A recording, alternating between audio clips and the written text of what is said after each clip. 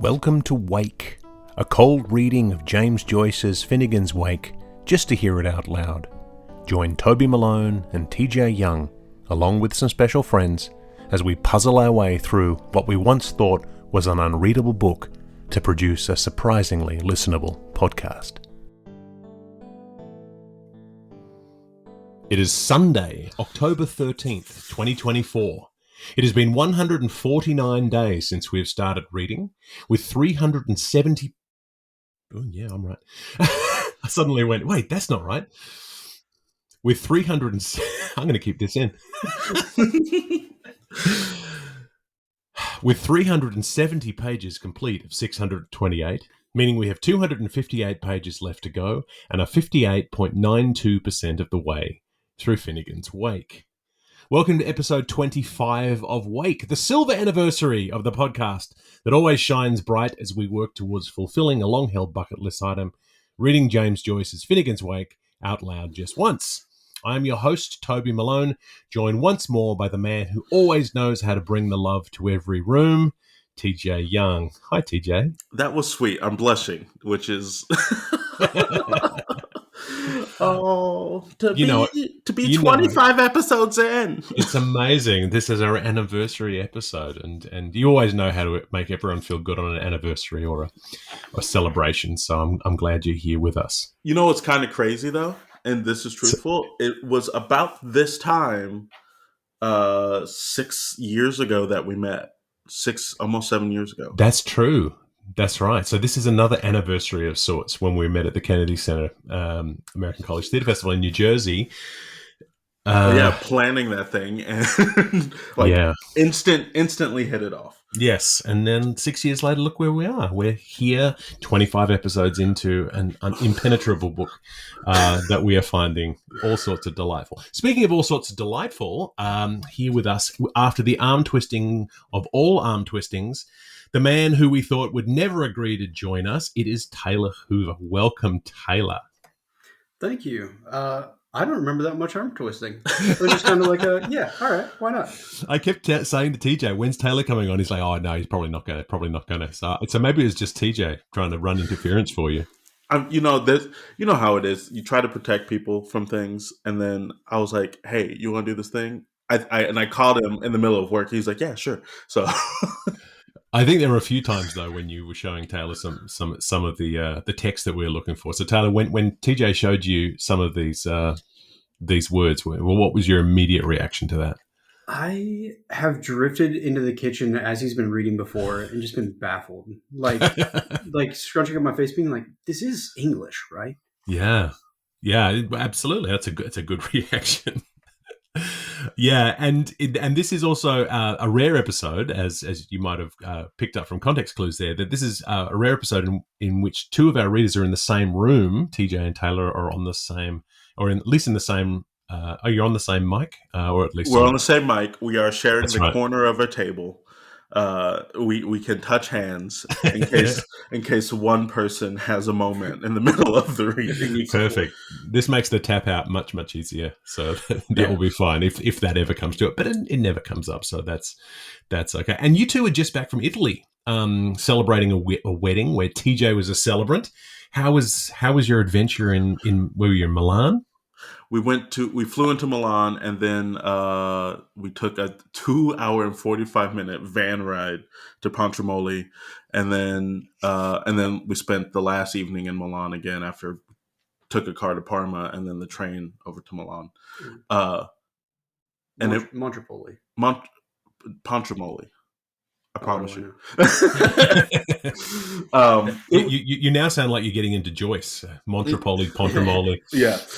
It was a lot of fun. The food was great. It was mushroom season. I love mushrooms. So that was really cool. We got to see a castle, which, the U.S. doesn't necessarily have castles. Right. So that was always fun.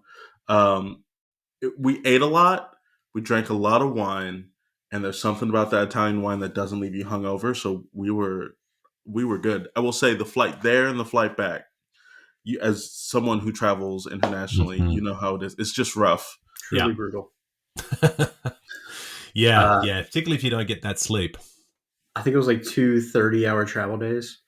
Right. Yeah, I feel those. And usually it's the sitting around in airports that's the worst part. Waiting for the 6-hour layover to finish or whatever. Yeah, the thing I realized about especially international flights is that with the rate of like food service and drinks that come by, the ability to sleep is so limited because every 45 minutes you're interrupted by someone trying to shove peanuts in your hand.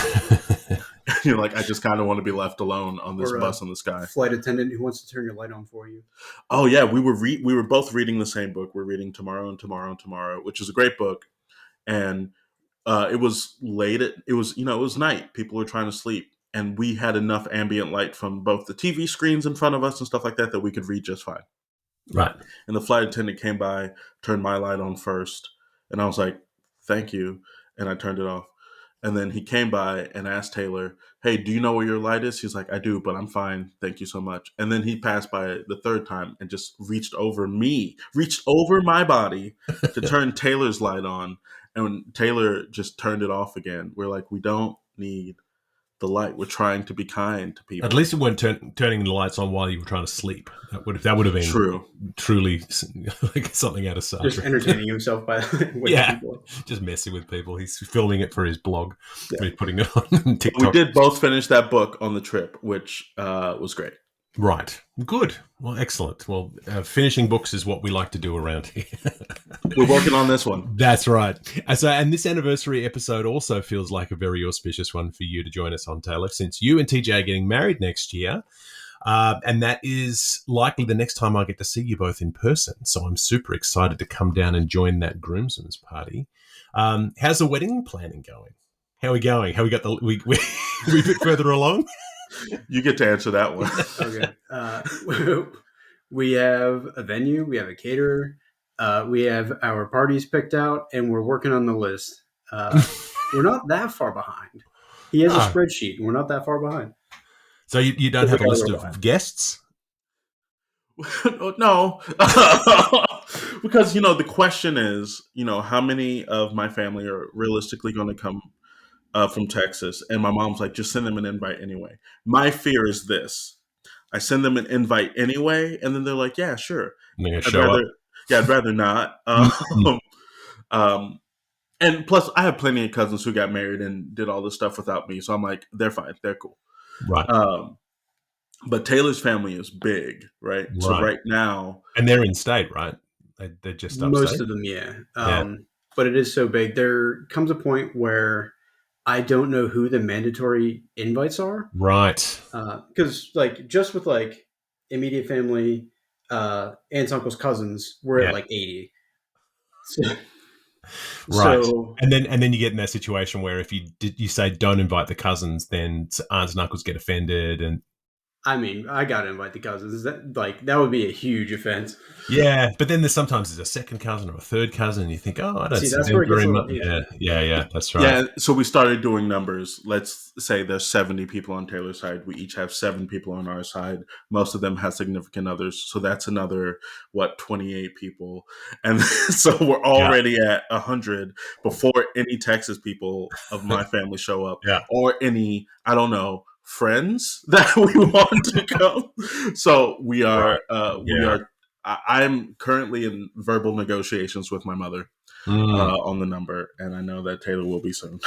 Right. Yeah. It's tricky. When I got married, it was a lot of my parents inviting people that they wanted to be at the wedding, but because they were paying for it, we were just like, okay, fine, whatever. So for years afterwards, we'd bump into someone in the street and my wife would be like, who was that? And I'm like, well, they were at our wedding.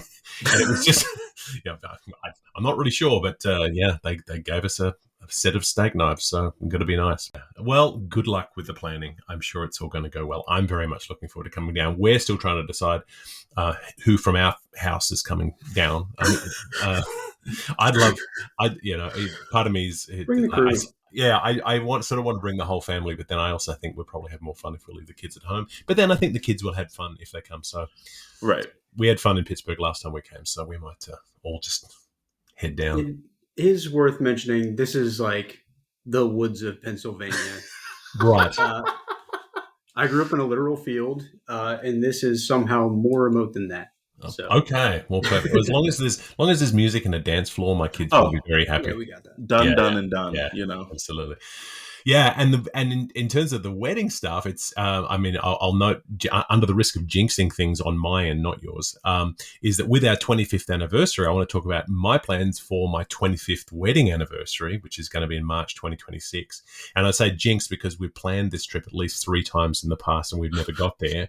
But we determined this time is our plan is to return to the land of our roots and spend a couple of weeks touring Ireland for our wedding anniversary. And so I say this because, of course, we're going to be visiting all the Joyce hotspots, much to my wife's chagrin. I can see the day it comes up on the itinerary. Yeah, we're going to walk. We're going to follow Bloom's footsteps around Dublin, and then we're going to go to the Irish Literature Museum, and then. Yeah, it's it maybe I'll be a little less Joyce fixated by the time we get there, but and I assume that along the way we'll be able to meet up with a lot of the many Irish purists that we've offended along the way in recording the Wake podcast. See, what you have to do is you have to have a shirt with a QR code to the podcast. That's it. Yeah, right. So you can say, "Mad at me yet? Listen to this." Here we go. So Taylor, what is your relationship with? Have you got any kind of relationship with Joyce in your past reading?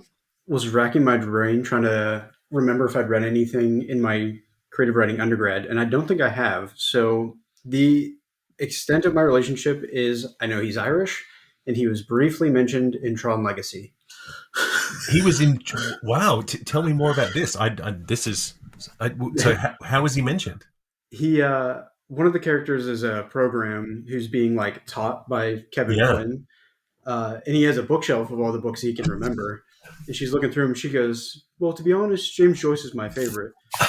She looks over at the protagonist like, "Do you know James Joyce?" He's like, "Yeah, sure." And then she gets all excited, like, "What's he like?" Like, not understanding that. Right. He's just aware of him. Right. Okay. Well, still, I mean, I love that Joyce is often dropped as the shorthand for smart guy stuff you probably haven't read.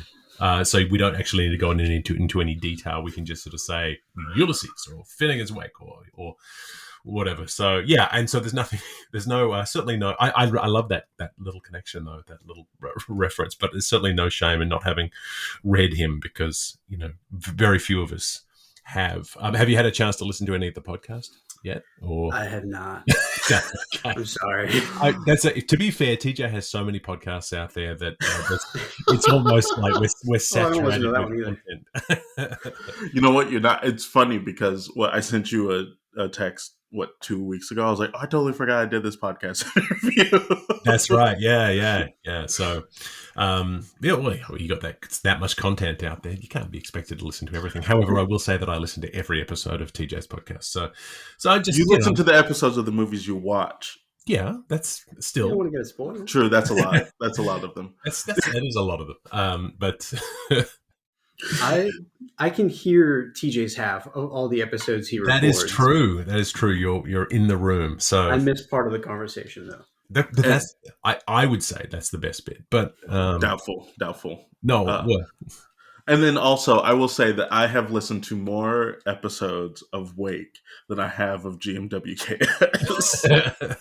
Yeah, every now and then I'll be listening to GMWKS and I'll text TJ and be like, "There's 40 seconds of silence at the 57-second mark," and he's like, "Oh, sorry," and he goes and snips it out. Sometimes, truthfully, I'll edit it right before class on Friday morning, and the person I share an office with is, "What are you doing?" I'm like, "I'm editing the podcast," as I'm like answering, yeah.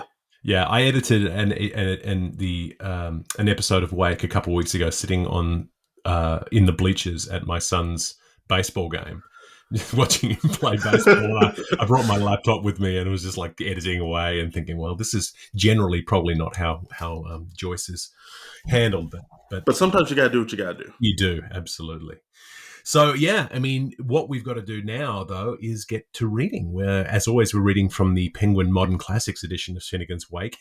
Taylor, how are you feeling about a cold read, the concept of a cold read? Is this something you've had a chance to do before? So I see underlined, there's just nutted out PBI. That's from last episode. No, I know. I'm just like, I feel like if I just like keep a loose tongue and kind of Yeah, that's the consider way him to do it. vaguely Appalachian, I can get through it.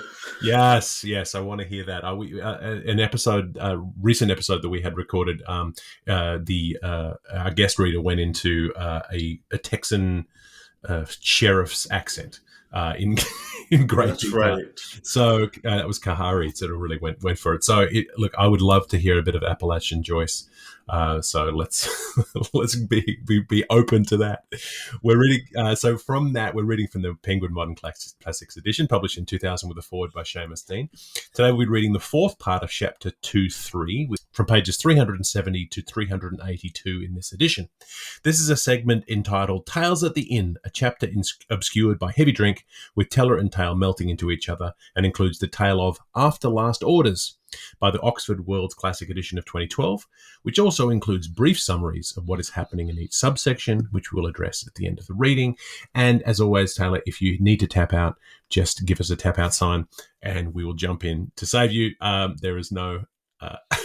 No shame. No shame, and just let the words happen to you. And now, without further ado, Finnegan's Wake.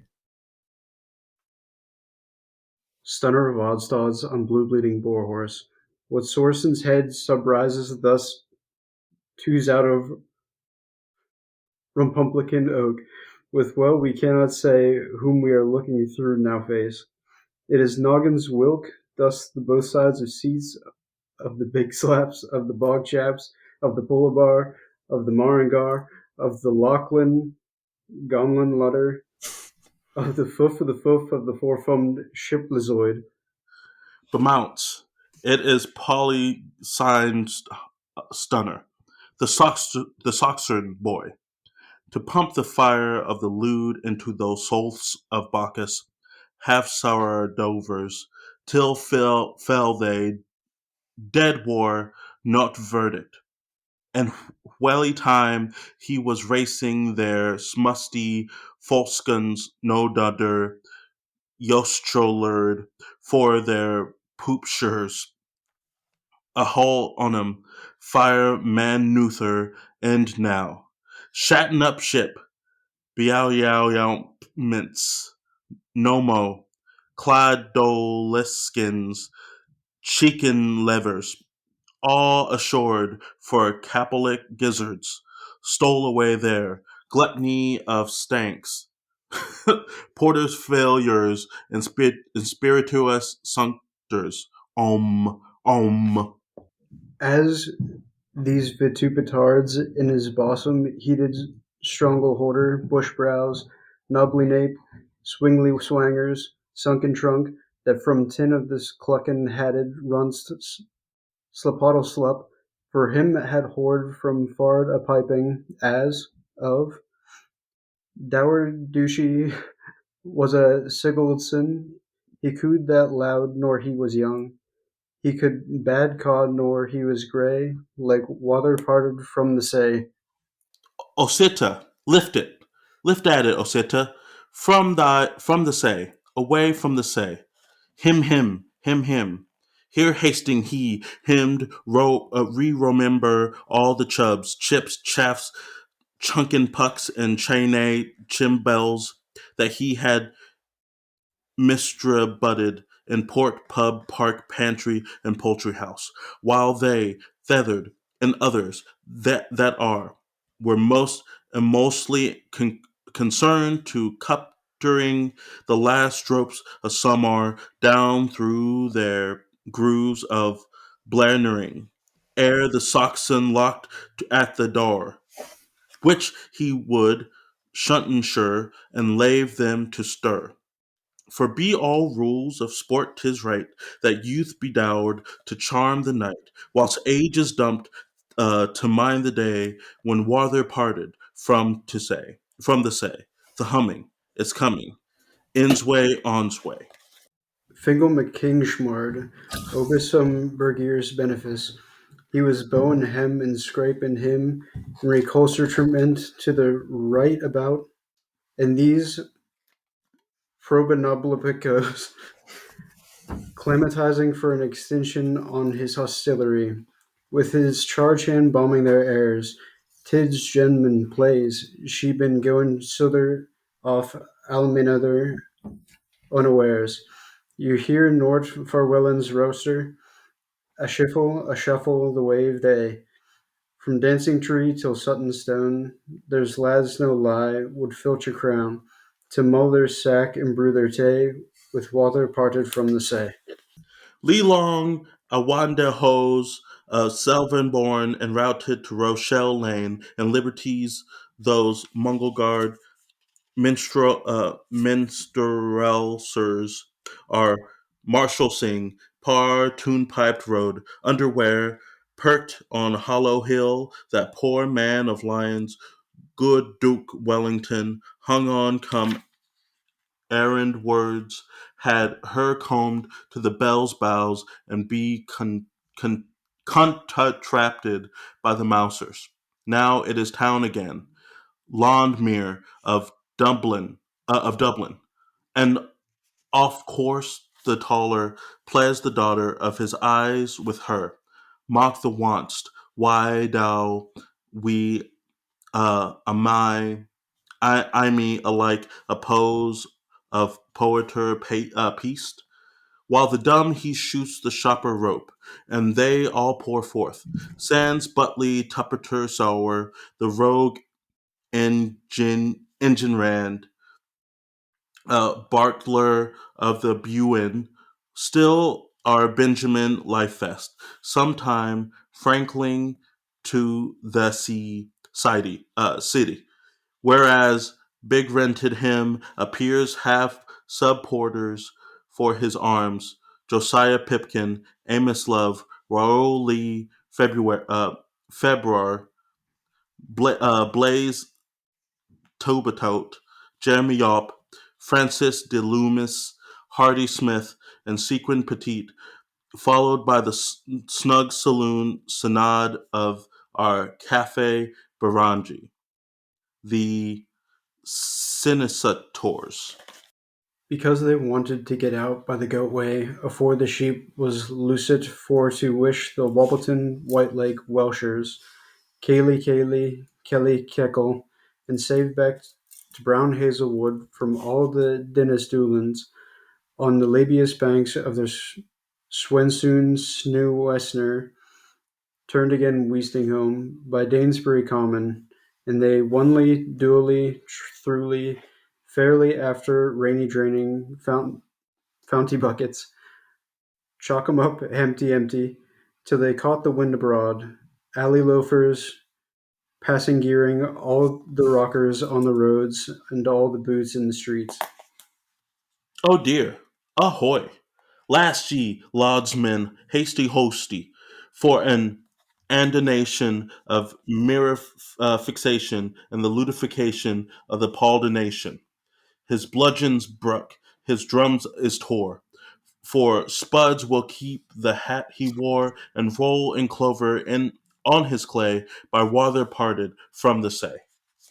Hray, free rogue mountain, to do mild well, to Coria wind and glowery, are now met by Brownaboy Fwinanuans, former for a lynching partying of his burgerboo. The Shanavan walked, Renton roarin' batteries dorans, and the whistling thief o' Renoran, with a catch of her cunning like and nowhere a keener. The four elders were Aspoluti at their wet sin in the mailing waters, trying to hide, seek, because number one living at Bothersby North, and he was trying to hide, seek, and number two digged up Poor's Court Soother, trying to hide, seek, and number three he sleeped with Lily Teckles at the eats, and he was trying to hide, seek, and the last with the celluloid dongi, he was bereaved at the Mohor Bohor to the Wasti, and they were all trying to and baffling with the Walters of whom see Doomp see Walters of high, sink, high, sink, high, oh high, sink a sink. Waves. The gangsters strain and angers up as Hoisty rears the cannon cup to speed the boogers bark away, o'er water parted from the say. Hawkus, chiefest, Ebby Nunsties. He shook be a-shaped by him-shelved, hiding that shape in his goat. And for reshembling so bearshfell the magreedy sprints of Roger, the thud. Hey ho hey say, our kingdom from our horse. Bruni Lano's woolies on Branny Lonnie's hairy parts. And the hunk in his trunk, it would be at insow foul, the manner of that cellaring to a pig's trough. Stop his lay sense, ink him. You would think him all Dublin staking his lordship like a gourd on punchin'. Deblinity divined. Hole hunting the perk on a methodological mission whenever there's imberillas. And calling Rena Rona Rainet Ronane. To what mine answer is a Lehman's. Adelays, Beatles, and post-billers heard him. 3 points to 1. Ericus Vericus corrupted into ware eggs. Dummy up, distillery. Brory a boo. Run him a John's Gate down James's Lane, begetting a wife which begame his niece by pouring her young things into skin ties. That was when he had dizzy spells, till Gladstool's pillules made him ride as the mole, thanks to his Hudo brass beard. Loden broke the long man, now he can't seals under various persons, but is always that Rourke Relly. On consideration for the musicers, he ought to have down it. Pass out your cheeks, why don't you? Penalty, please. There you'll know how water bartered the bullhead that passed our alley. We just are upside down singing, whatever the dimkim's murmur allability she pulls in or out heads. This is not the end of this by no manner means. When you've bled till your bone, it crops out in your flesh. To tell how your mead of mard is made of. All old Daggerson's dodges, one conning, one's copying, and that's what Wonderland's Wonderladd'll flaunt to the fair. A trance-done boy script with titivits by. You'll read it tomorrow, man, with the curds on the table. A nig for a nog and thrate for a throat. The auditor learns, still pumping on talkin' white radlumps, glenks. In pre-plays to Anonymes left-hinted palinode, obviously inspitterebed by a subspecious connection. Note the notes of admiration. See the signs of suspicion. Count the semi-demicolons. Screamer caps and invented gommers. Quoits punt lost. Forced to farce. The pipette will say anything at all for a change. And you know what a glove means in murderous jurluct. Fewer to feud and rompant culoticism, a fugle for the gleeman and save sit and sew, and a pants out zinned on the doherty's duckboard pointing to peace at home. In some law and order on love and order. Wait till we hear the boyer biscop reeling around your poster or lector. Epistle made demology for deep dorfy doubtlings, as will lay till break of day in the bunk of Basky. Oh, our island Roman duty. Well tried, Buckstiff. Bat in, boot. Sell him a breach contract, the vendorer, the bylawer. 1 hide, sack, hick. 2 stick, holst, lucky. Finish, make goal. First you a nomad, next you a Neymar, now you're Numa, and soon you'll be Nomon. Hence council's ecclesiast. There's every resumption. The forging Ophiels is on the shove to lay you out dossier. Darby's in the yard planning it on you, plot and edgings, the whispering peeler after cooks wearing an ill formation. The find of his kind. An artist, sir, and dirt cheap at a sovereign a skull. He knows his Finsbury follies backwoods, so you better see to your regent refutation. A scare wind is rifing again about nice boys going native. You know who was wrote about in the Orange Book of East Chapel? Basil and the 2 other men from King's Avenants. Just press this cold brand against your brow for a mow. Canefully. The sinus a curse. That's it. Hung chung eggily fella. Now speak he tell numpty wumpty top sowies belong a him pigeon. Secret things are other persons placed there covered not. How you fell from story to story like a sagasand to lie. Enfilmung infirmity, on the because alleging to having a finger a fuddling in pudding and pie. And here's the witnesses. Glue on to him, Greavy, bottom anchor, Nordease, and kick, killy kick for the house that Duke built. Wait till they send you to sleep, Scowpow, by Jura's Cruces. Then old Humphrey Dumphy'll be blasted to bumboards by the youthful herald who would once you were. He'd be our chosen one in the matter of Britas more than an Arthur. But we'll wake and see. The holes pores riches of ours, hundreds of manhoods and warmhoods. 2 cents, 2 mils, and 2 merds. And it's all us rangers you'll be facing in the box before the 12th correctional. Like one man gel, between all the Mrs. Mount Sackvilles in their half-moon hemicycles, grasping to gidleys to die for the shame. Just hold hard till the one we leapt out gets her yearing. Hired in cameras extra, with his honour Sir Packer on the binge. So yelp your guilt and kit's the buck. You'll have loss of fame from Wimmergame's fake. Forwards, one bully son growing the goff and his twinger read out by the Nazi priors. You fought as our there never woxen up, did you, Crockett? It will wecker your ears, that it will. When hives the court to exchequer, 'tis the child which gives the sire away. Good for you, Richmond Rover. Scrum around, our side. Let him have another between the spindlers. A grand game.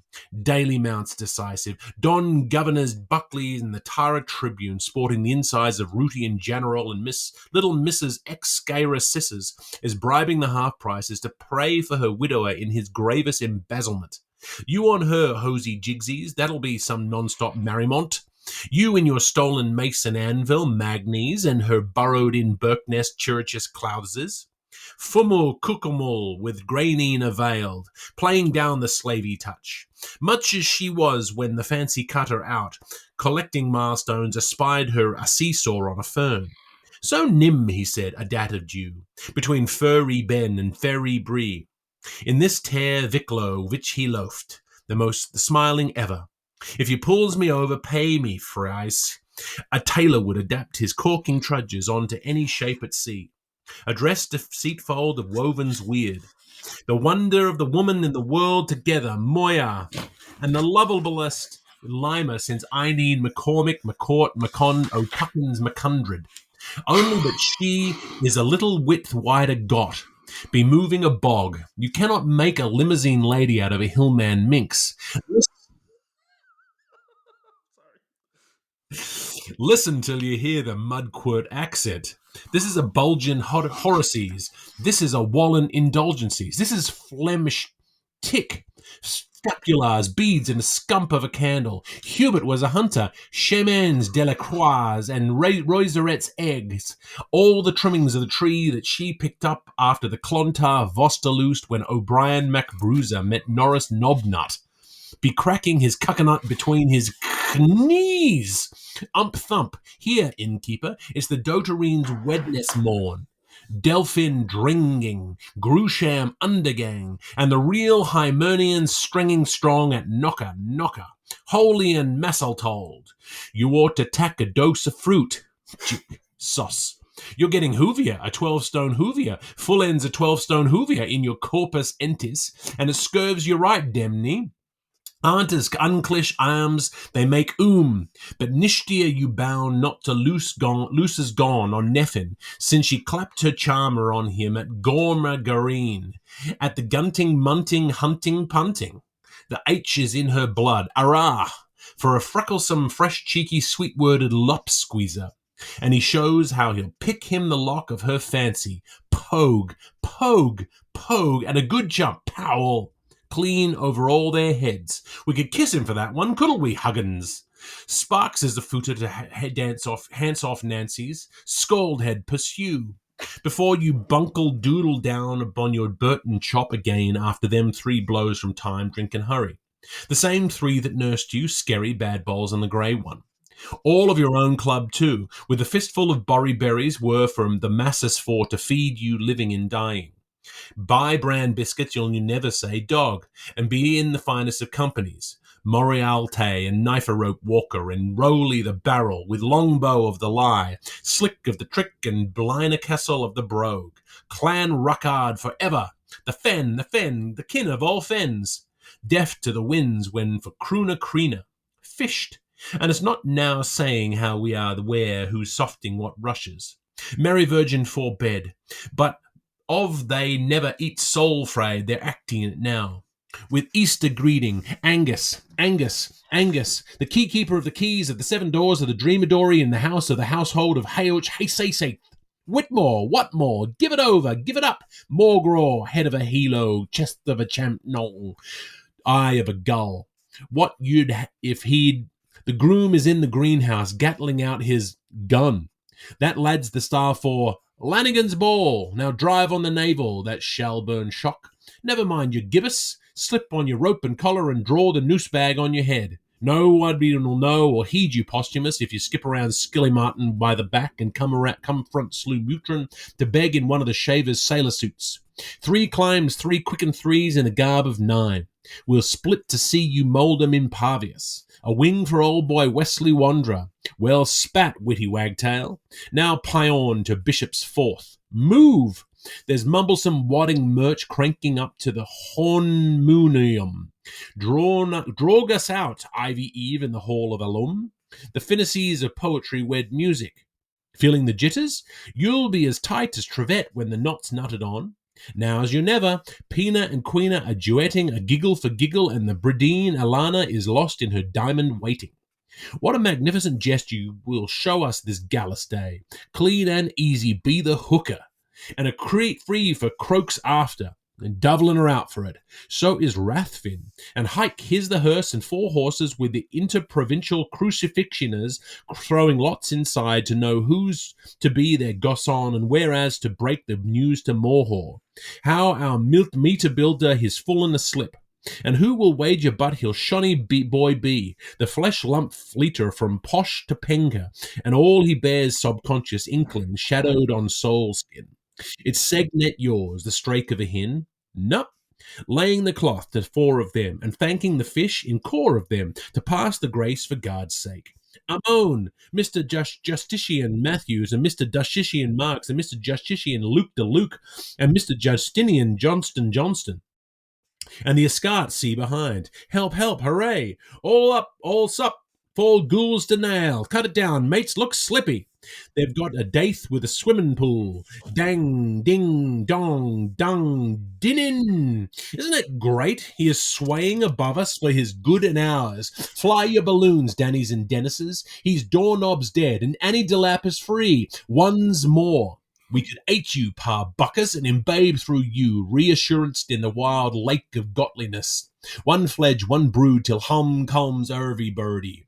Ha the Thurman, ha the trader, ha the tra, Arashore, and he's the monarch of Araland, over since he horrored than his name in thunder. And seen it running up in fuse fire essence in the flash market, PRCRLL Royloy. Of the roarless rattlary, the looning blue bolted all luck truck all trome conductor, the unnamed non-Irish blooded that becomes a green inslender overnight, but we're malting superstitutes out of his false thornton guts. Tried Mark Easterlings, signed Soldereco Cunnick Ricks, advertised Ord Mac Morkin Coven How. There's a great conversion min, Cucus. Find his Caucasus from his moto mitu solum through bully and cowley and diggory dock down to a baseness as usual. He's a light there still by Mike. Lucifer, bung! Bring forth your deed. Bang! Till is the right time. Bang! Partick Thistle against St. Megan's against Bristol Palace against the Warsaw. Putsch! Timor mortis tister bere. The plague will soon be over, rats. Let's sin. Gay ton't. All we wants is to get peace for possession. We didn't understand why you said about 13 to a loaf, and so kindly I repeat. Or leaden alones of their langorge, parasitifaner, per pound of our Edelwest idle warts. Shaw and Shay are lorning obscene, so hurgle up, grandfather, and gurgle me gurk. You can't impose on Fray shouters like us. Every tub here spucks his own fat. Hang coercion everyhow. and smother Bok Graham's laws, but wear a drippin' to gay league at all at once. In the begunning is the void, in the muddle is the sound dance, and therein after you're in the unbewised again. Van Vussi Volsey, you talkers, dunskers, brogue men, we our souls' speech obstruct hostery. Silence in thought, spreech, wear an artful of outer no sense. Popor, woe woe, momery twelfths, no broad. That was a good one, ha! So it will be quite a material what may, father, be unveloped for you, old mighty, when it's aped to foul Adelphian in the Manung. Ha ha! Talk of Paddy Bark's echo. Kick knock, cocknassel, knock castle. Muck, and you'll nose it. Oh, you'll nose it without warn word from we. We don't know the sender to whom, but you'll find chicken chuggers taking the treacly shortcake with bugle and the bitch, pairs of drawsing and horse mares procession tighting up under the threes. Stop. Press stop. To press. Stop. All to press. Stop. And be the seen talking whereabouts hose tansies, dat sure is celebrated word. Bing bong, saxaluta, for congesters are sold as prey. Snap it up in the loose, Patchy the Blank. Anyone can see you're a son of a gunnel. Fellow him up too, Carlo. Woes to the worm quashed, aye, and a war to the winner. Think of Arian's wall and the fall of Toss. Give him another fort of volley holly doodlem. His light's not all out yet, the liverpooser. Boo-hoo-hoo, it oos! With 7 whores always in the home of his thinking things, his nod laurels dome of his noise lissel orts, 2 Idas, 2 Evas, 2 Nessies, and Ruby Juby. Fuck! No wonder, pipes as Kirtles, that the stings at like a rainbock. One bed night he had the deliciums that they were all queens mobbing him. Fell stiff. Oh, ho, ho, ho, ah, he, abdicate yourself. It just gegs our goads. He'll be the death of us. Papa, Popo, Pop Cuddle, Sam Blind Day Rudder. Your sword faith, you well putty-out rota. What we waits be after, why for we come a-gooting, none of you, cock icy. You keep that henner yarn and her 40-cantle glim look behind her. We might do with Rubeny leases. But of all your waning, send us out your peppy-decked ales, and you'll not be such a bad lot. The rye is well for who is a mind, but the Whitney one is proper lovely. Bank! We sincerely trust that Mrs. with the kiddies of sweet Gortine has not bank to their very least tittles deranged if in bunk. We graciously augur for your megas are bank, bonk, to sloop in with all sorts of ad ceteris and ad suderus. It's our last fight, Megantic, fear you will. The refugees took to hailing the time the pass. There goes the black watch women all in white, flaxed up per gad. Right toe Armitage, tem for tam at Timothy Hall. We've been carried away beyond Bournes and Bowers, so we'll leave it to Kehoe, Dannelly, and Pickhamheim, the 3 musketeers at the end of this age that had it from variance Katie Sherritt, that had it from variance Katie Sherritt's man, for the Bonifaces of Blash White and Blush Red of the Aqua Santa Liffey Patrol, to wind up and to tells of all befalls after that, to mocked majesty in the melancholied mansion. So you were saying, boys? Anyhow, he what? So anyhow, me lumps and mumpos of the who's uncommons. After that, to wind up that long to back rug knuckled get together. Thanks be to Giving Day at Glenfinskey and La Vala, the anniversary of his finest homie Camolian. After the same barbecue bean feast was all over poor old hospitable corn and egg factor, King Roderick O'Connor, the paramount chief Pole March, and the last pre-electric king of Ireland, who was anything you say yourself between 50-odd and 50 even years of age at the time after the so-called Last Supper he greatly gave in his umbraguous house of the 100 bottles with the radio beamer tower and its hangars, chimneys and equilines, or at least he wasn't actually the then last king of all Ireland for the time being, for the jolly good reason that he was still such as he was the eminent king of all Ireland himself after the last preeminent king of all Ireland, the Wilhelm Jolky old top that went before him in the Taharan dynasty, King Arth Mockmorrow Knockenough of the leathered legions, now of parts unknown. God guard his generous comic songbook soul, that put a poached fowl in the poor man's pot before he took to his palliasse with the weeping eczema for better or worse, until he went under the grass quilt on us. Nevertheless, the year the sugar was scarce, and we to lather and shave and frizzle him like a bald surge buoy, and himself down to 3 cows, that was meat and drink and dogs and washing to him. 'Tis good cause we have to remember it, going through summer sultering tri- summer sultrings of snow and sleet with the widow Nolan's goats and the brownies girls neats anyhow, until wait till I tell you. What did he do? Poor old Roderick O'Connor Rex, the auspicious waterproof monarch of all Ireland, when he found himself all alone by himself in his guard old hand-we-down pile, after all of them had all gone off with themselves to the castle of mud, as best they could, on footback, owing to the leak of the McCarthy's mare, in extended order. The trees link from the longest way out, down the switchback ward slitter of the land-sown route of Habenor's liveliest vintage of the brain. The unimportant Parthelonius with the moldy furbolgs and the Tuatha de Danann Googs with the rambles of from Clane and all the rest of the not muchers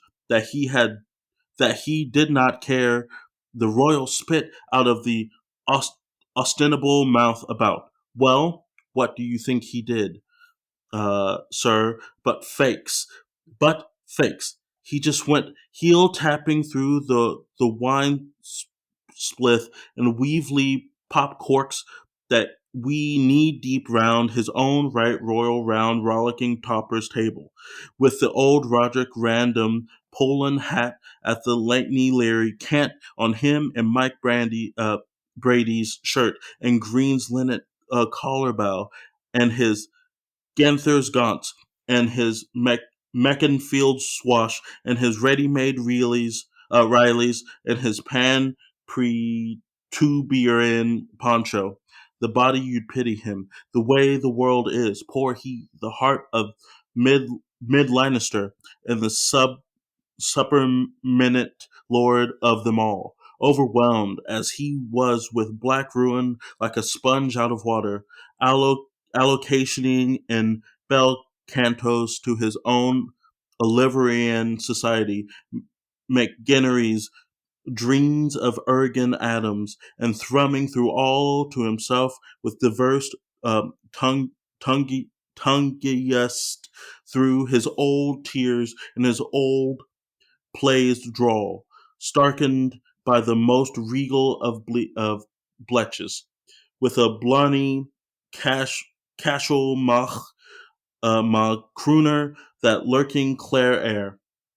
The Blackbeard's ballad. I've a terrible lot to do, to die, to do, too terrible day.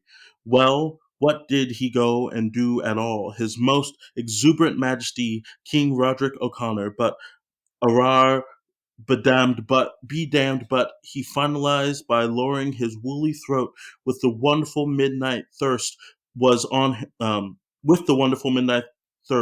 him, as keen as mustard. He could not tell what he did ail, that bothered he was from head to tail, and wish, leave it with the Irish boys can do. If he didn't go, sligamuggle laurel, remedy round, and suck up, sure enough, like a Trojan, and in some particular case with the assistance of his venerated tongue, wherever surplus rot gut, sore much, he left by the lazy lousers, the malt knights, and the brew curls, in the different bottoms, and the various different repliquished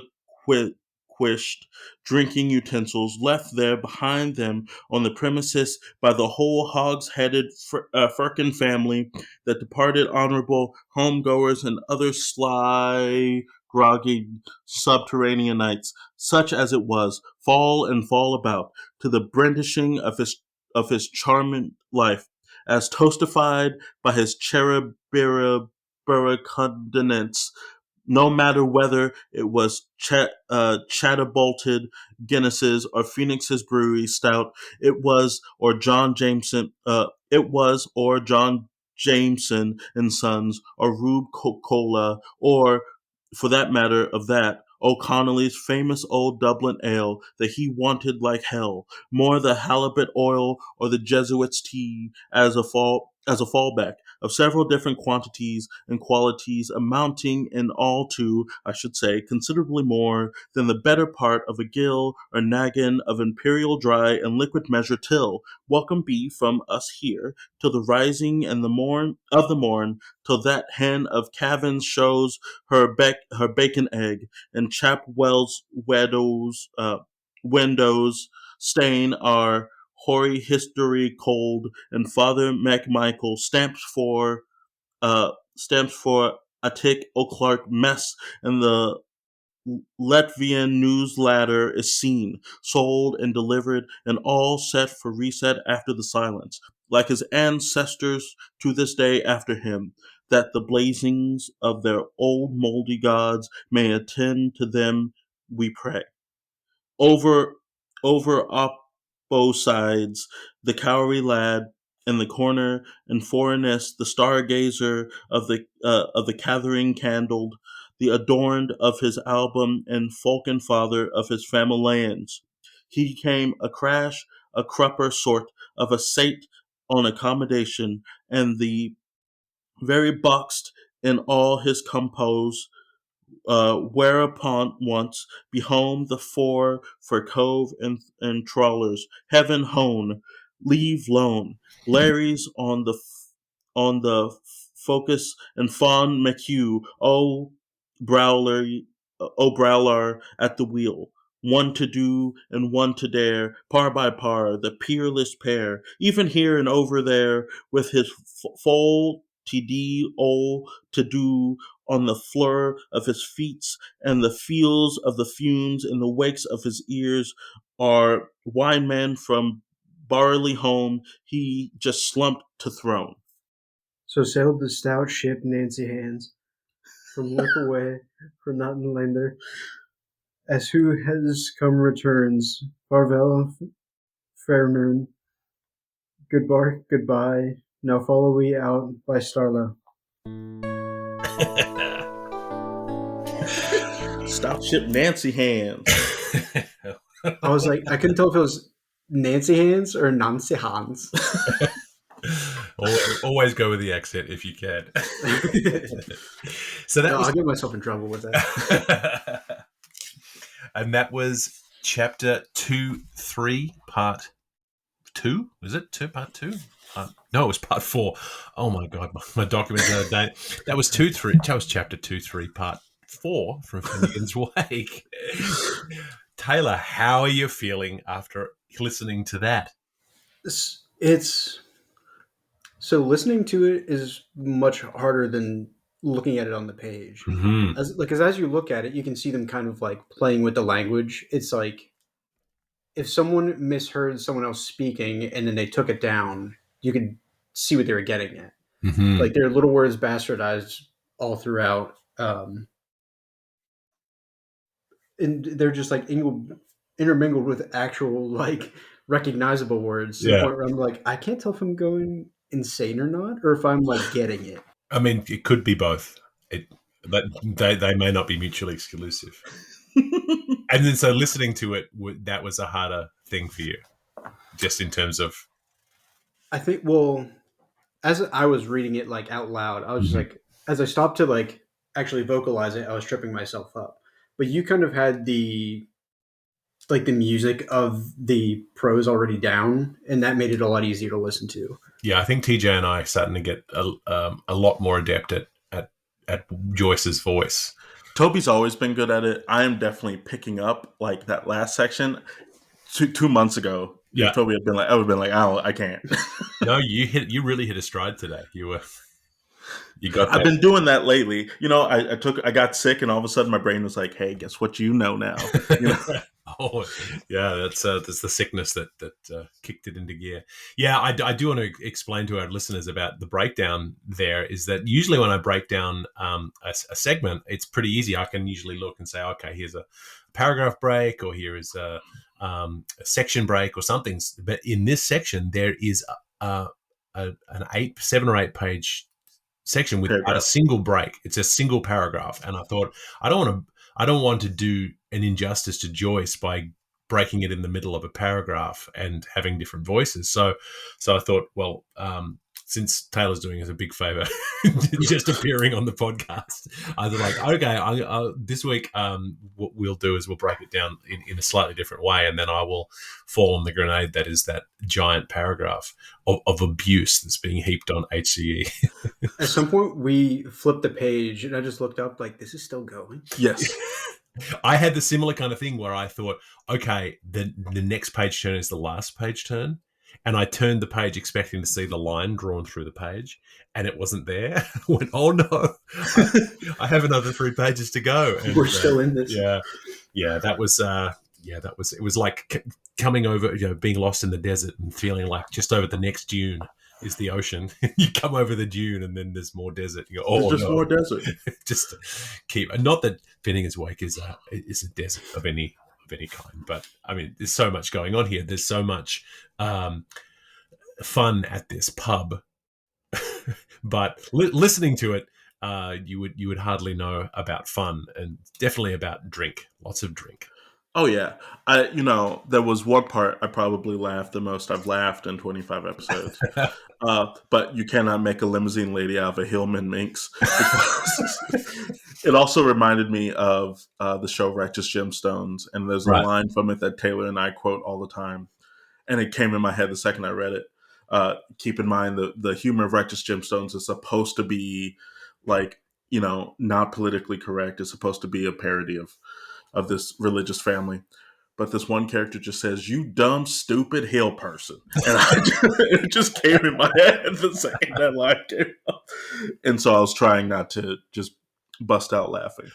Right, but it is. I mean, it's a very, very much a Pygmalion kind of moment. What was it? The Hillman minx, the limousine lady of a Hillman minx. No.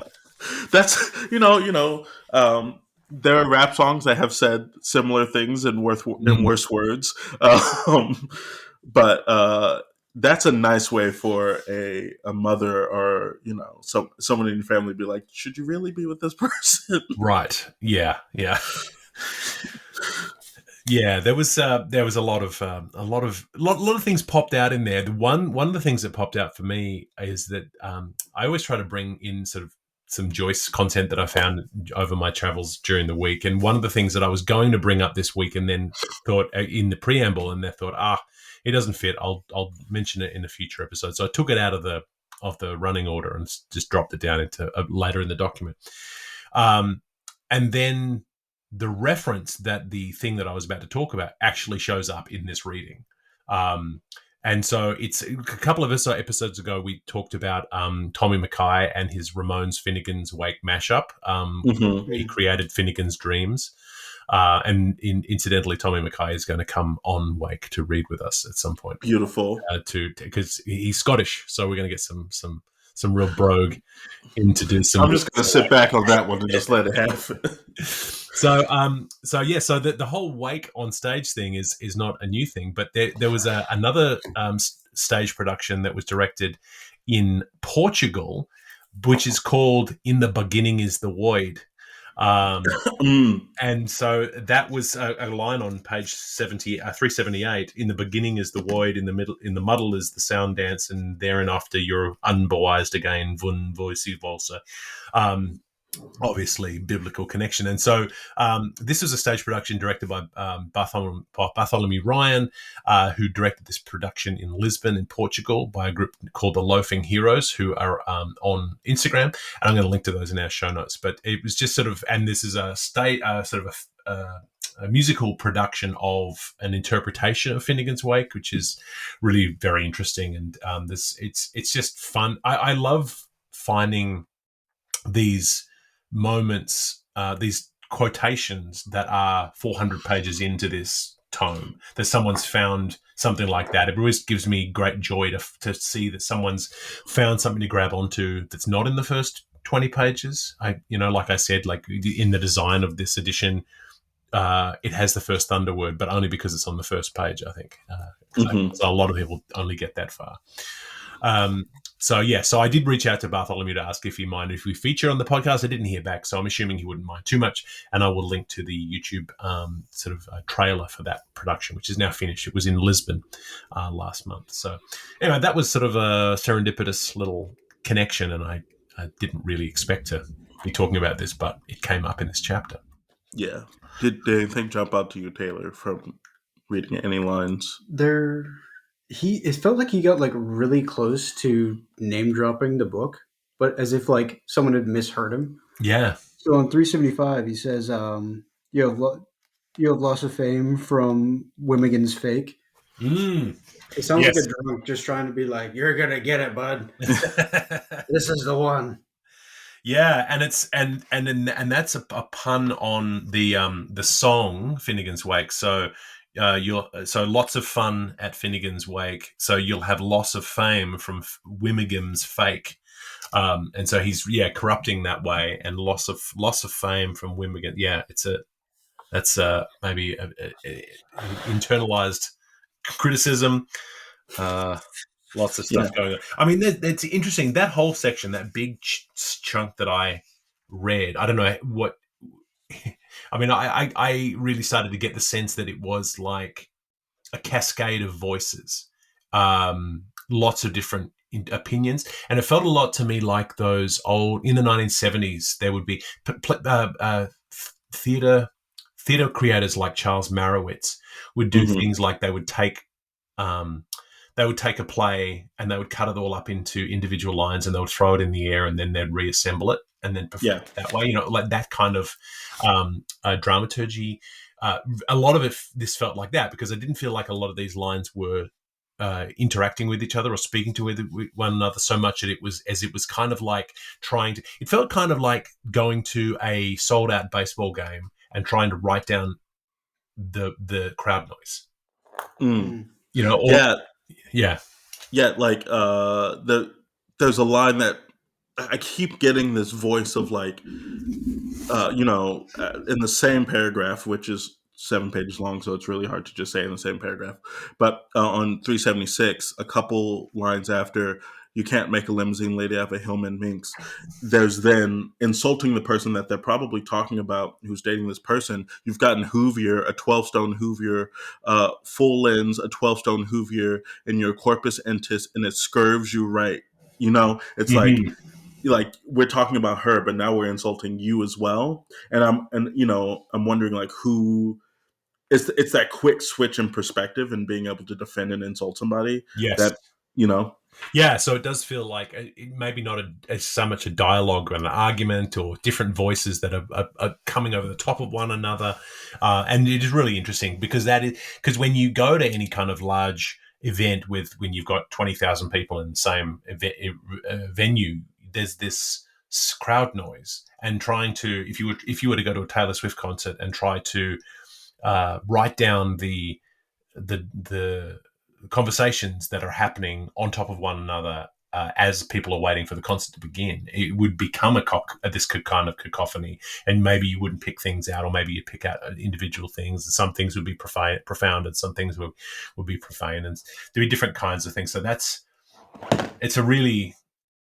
and it's one of those things that obviously this as a cold read we don't prepare for this by going in and sort of figuring out what's happening. So it was something that really kind of struck me after a while of going, everything felt like an interjection. Everything felt Yeah. like an exclamation of some kind. There's this weird social thing, and I noticed it when we were in Italy. I don't know why this was when the first time I noticed it, but when you're in a conversation with a small group of people, 3 or 4 people, there is this patience and this like almost expectation to you hear the person say the thing to completion, and then you can continue the conversation, right? But there's a moment where you hit en masse where if you hear something to your right, you can completely turn away from the person you're talking to, turn to the person on your right, engage in that conversation, hope the person on your left is still there to continue the conversation, but if they're not, it's totally fine. You know what I mean? Yeah. Like there's this ability to hop around in conversations and hear different things. Mm-hmm.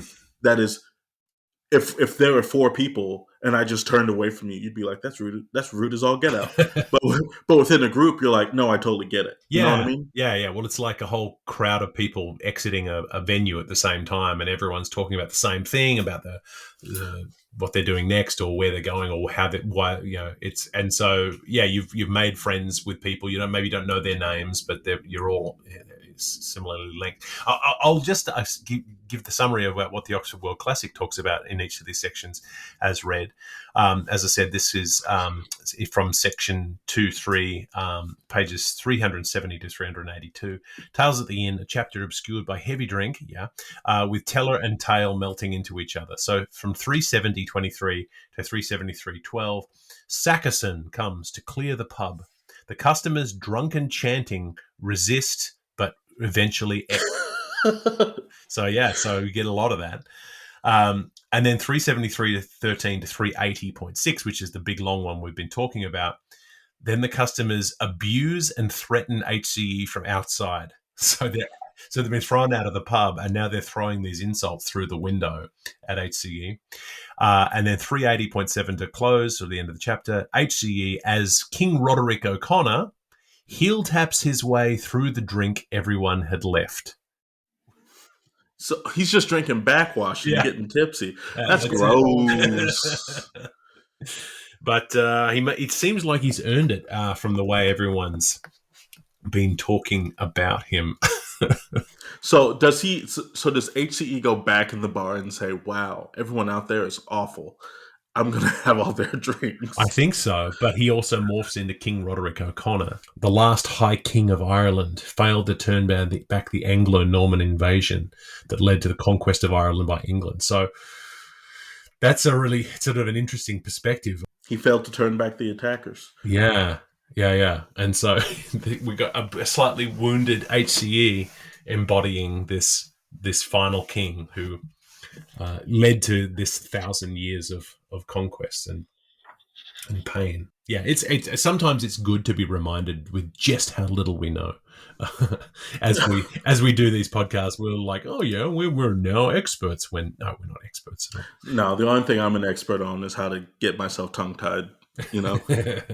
But that's okay. It's charming when you do it. So it's we're here to be charmed, and our listeners don't seem to mind. So thank you, listeners. We do appreciate it. So yeah. So I mean, does this drive you to want to read more James Joyce? Honestly, a little bit, yeah.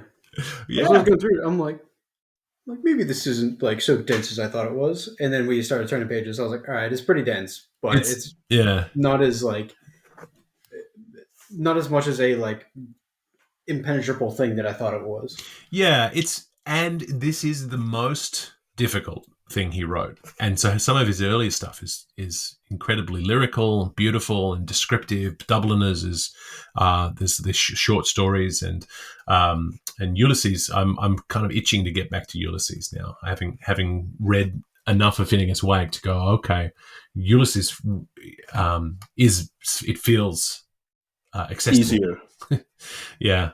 So and I will say once you let go of the fact that you're not reading for deep understanding, but more looking at the fun he's having on the page, this book does become a lot more accessible. It's the it's the thing that we talk about in theater education all the time, where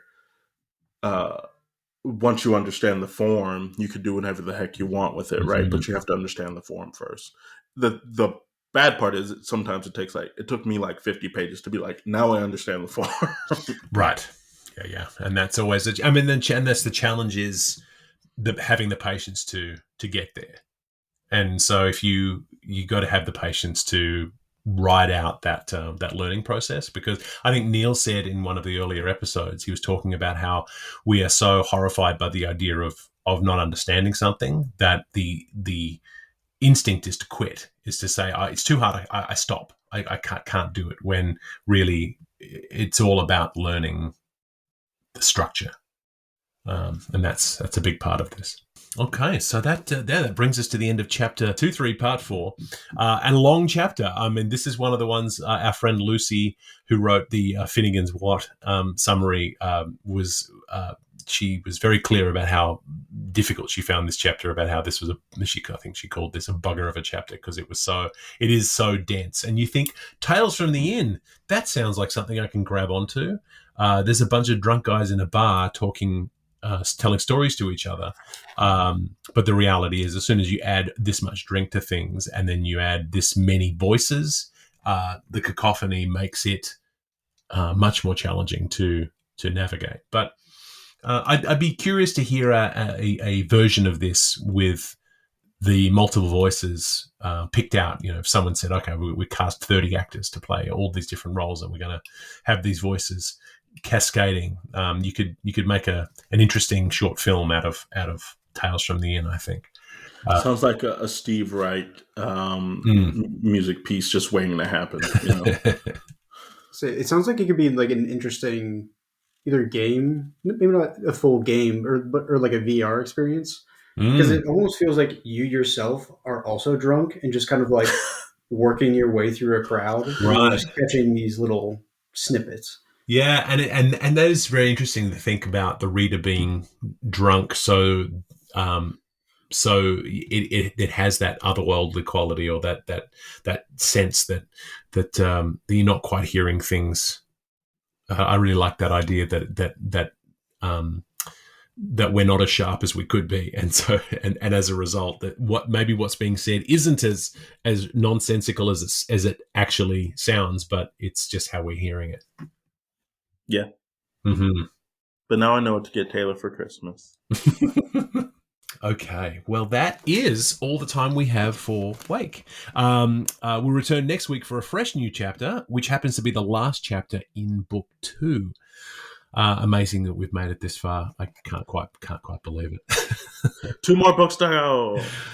Yes, indeed. I've been Toby Malone, joined as ever by TJ Young. A huge thanks to Taylor Hoover for joining us this week. I hope you don't regret signing on. Not at all. It was a delight. Good. I'm so glad that we finally got you. So thank you very much, and we'll see you next week, anniversary observers. This has been Wake, a cold reading of James Joyce's Finnegan's Wake, just to hear it out loud. If you've made it this far, thank you for your dedication. Join us next week for another segment of Finnegan's Wake and a chat about what we've found. Wake is a Moon Street Media podcast, engineered by TJ Young and Toby Malone. Our theme song is The Ballad of Percy O'Reilly, arranged and performed by Meg Logue after James Joyce. Wake is recorded in Canada, where Finnegan's Wake is in the public domain. For community and bonus content, join us at our free Patreon at patreon.com/wakepod. If you have questions about Finnegan's Wake, don't ask us. We're just as confused as you are. See you next week.